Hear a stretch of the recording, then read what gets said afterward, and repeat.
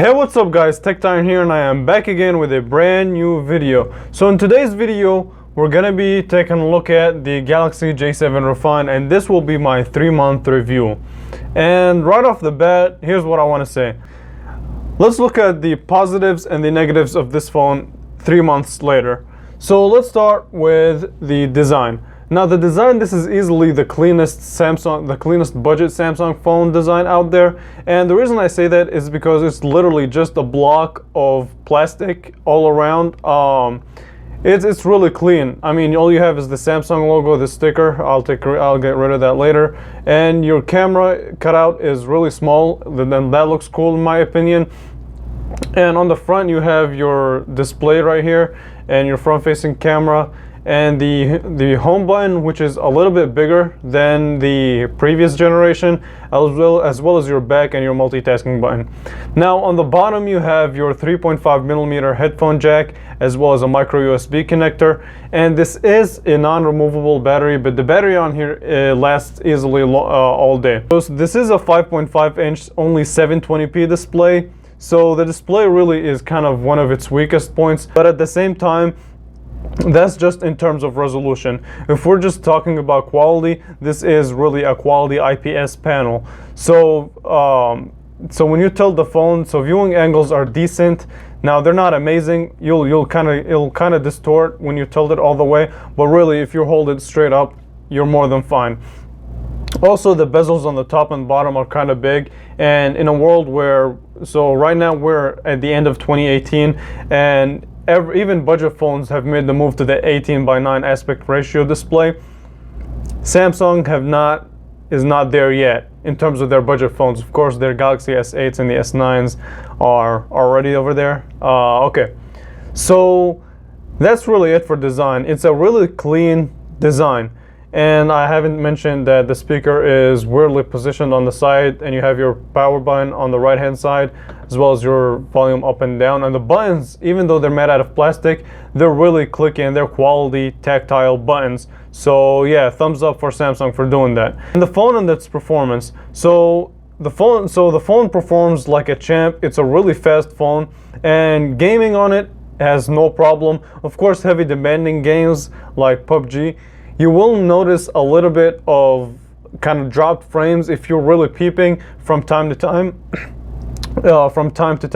but nothing really over the top. So like I said, this is a really quick, snappy phone. So the contacts, the phone app, the messaging app, overall it's a really fast phone. So the internet browser, so if you're into just browsing the web, doing casual things, this phone moves like a champ. And like I said before, the battery life on here will hold you throughout the day. And if you're just making phone calls, sending texts, checking social media, you'll make it past the day. Okay, so that's really design and performance. And the camera. Now the camera on here is also pretty good. It's not. I did a full review on the camera, right? So in my full review, I reviewed the camera. This is a really good camera. It does have its downsides, because I mean, at the end of the day, this is a budget phone, and the camera will take a little bit of a hit. You should already expect that the camera on here will not really rival flagships, but it will definitely get the job done for casual pictures.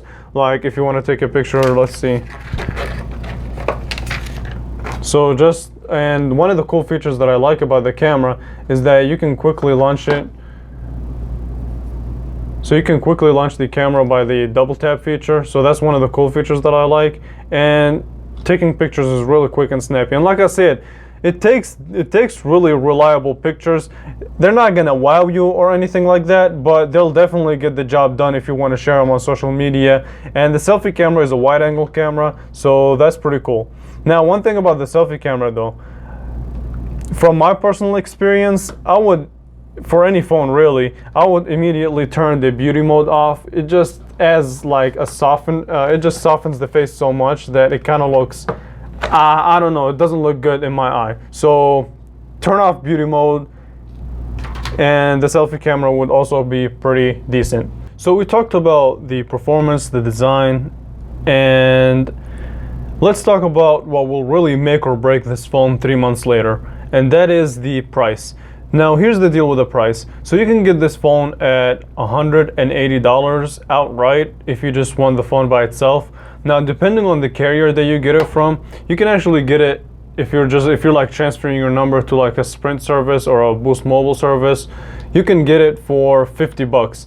And if you can get your hands on it for just $50, then you got yourself an amazing deal. Because like I said, performance-wise, this phone is a really good performer. Now, design might seem a bit stale on the front, but the back actually looks really clean. And like I said before, I actually really like the back. And the camera is actually also pretty decent. And like I said, it will definitely get the job done for social media.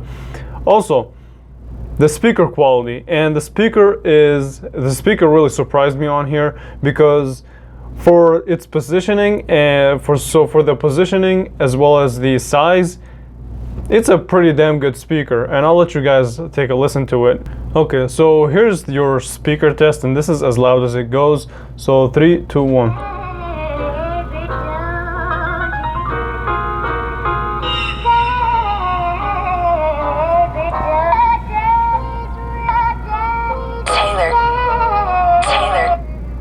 So you can block it out pretty good once you put your finger on the speaker. But other than that, I mean, the speaker quality is actually above average in terms of the positioning as well as the price of the actual phone. So it's a pretty good speaker. And yeah, so the bottom line of this phone, 3 months later, what are the cons? So here they are. Okay, so let's talk about the negatives of this phone.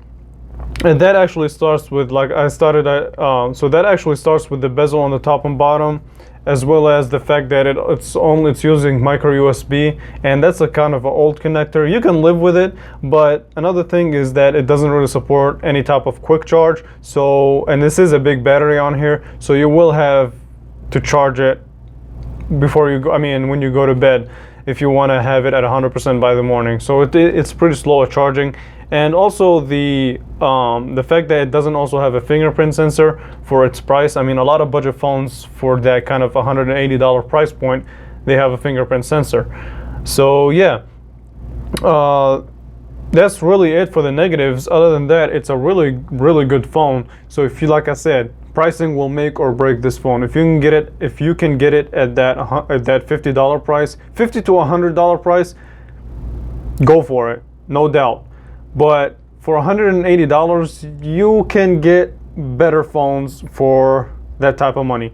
But yeah, this is the Galaxy J7 Refined 3 months later, and this is it. So if you enjoyed this content, please subscribe to the channel. I really greatly appreciate it. We are about to hit 7,000 subscribers really soon, and the goal for 10,000 is also coming up. So if you haven't subscribed, please do so. I greatly appreciate it. And yeah, I want to end it here. I want to thank you all so much for watching, and I will catch you guys in the next video. Thanks so much for watching.